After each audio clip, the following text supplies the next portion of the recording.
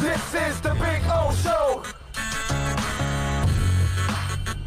This is the Big O Show.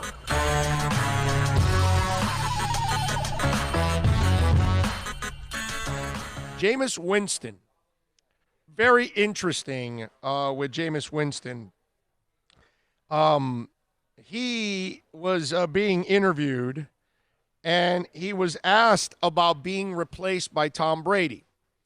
And as you all know, Jameis Winston is still a free agent out there. So he is looking for work and looking for a team to give the guy that threw 30 interceptions an opportunity. Right now, it doesn't look like there's a starting spot available, at least for now. We'll find out after the draft, after everything settles. I would imagine that's when Jameis might be able to find a home somewhere and battle for a spot, a starting spot.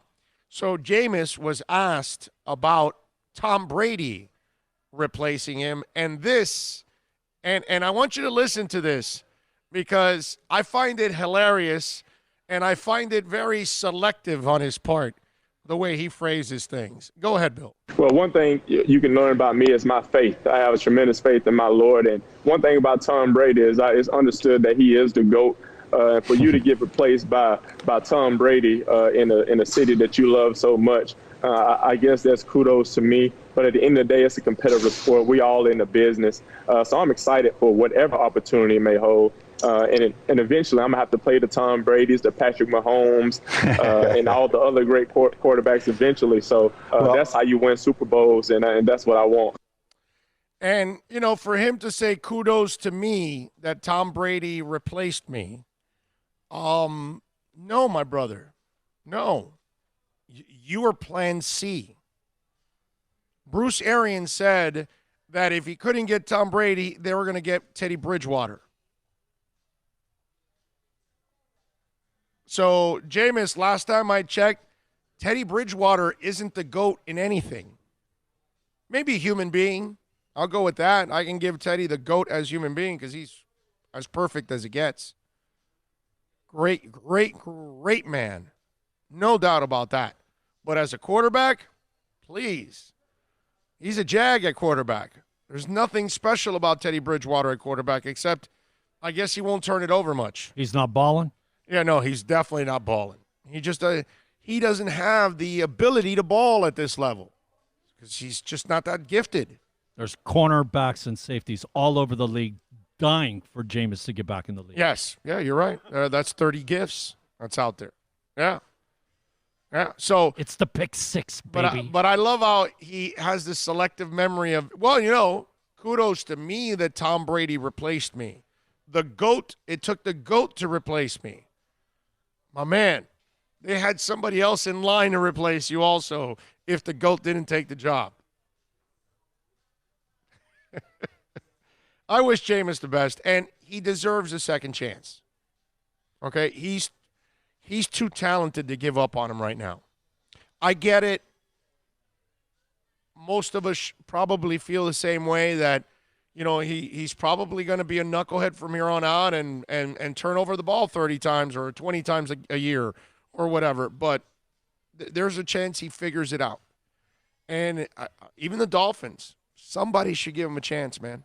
Maybe the Dolphins, if they don't find their quarterback at 5, maybe they sign Jameis after the draft. Who knows? Maybe that's what the Dolphins are waiting for. If they don't get what they want in the draft, then they bring in Jameis Winston. You never know. Somebody's going to bring in the guy. He's like I said before, he's a top 10 quarterback talent in this league. Not top 10 quarterback player, but talent. I don't even think there's 7 quarterbacks more talented than him in the NFL. I really don't. But obviously we know he's got a major problem that he's got to fix. But listen, however he wants to convince himself about Tom Brady replacing him, if it makes him feel better about himself, go for it, man. Couple things, man. Give him a little bit of a pass. He is in a honeymoon stage. He just got, so he's like all happy and walking around on a cloud. You know, so he's got that big smile on his face.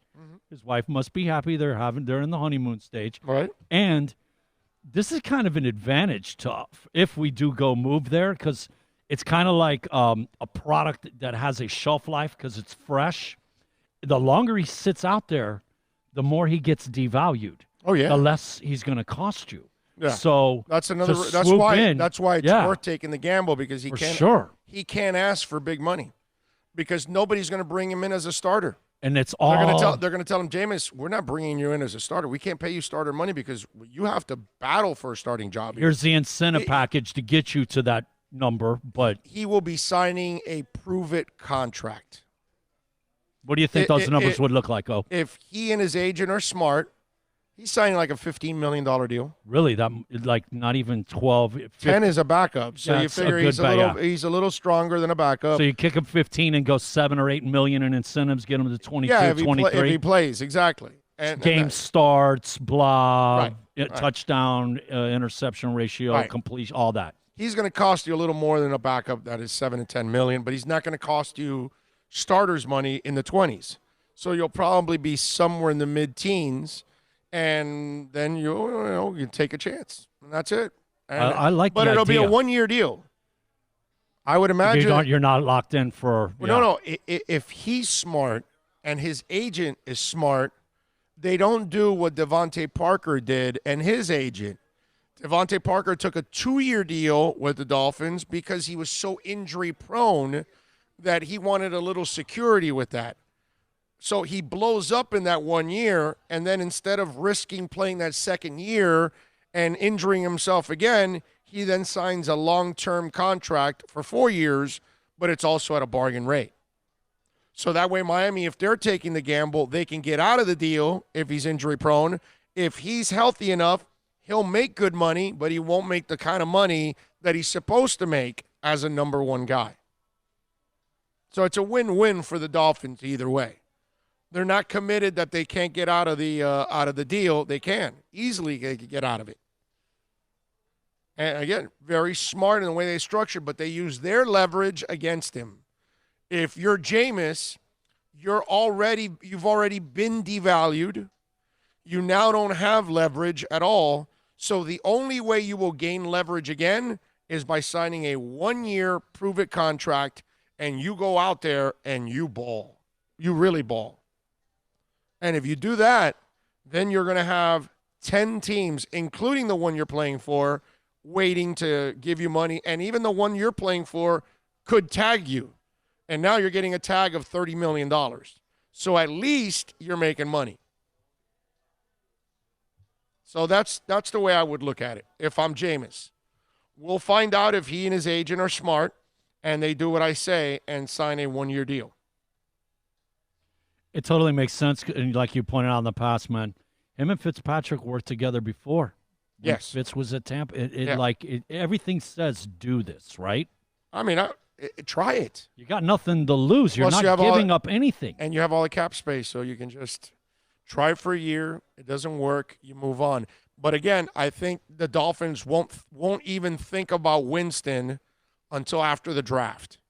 And when they figure out in the draft that they didn't get what they wanted, then they'll go after Winston.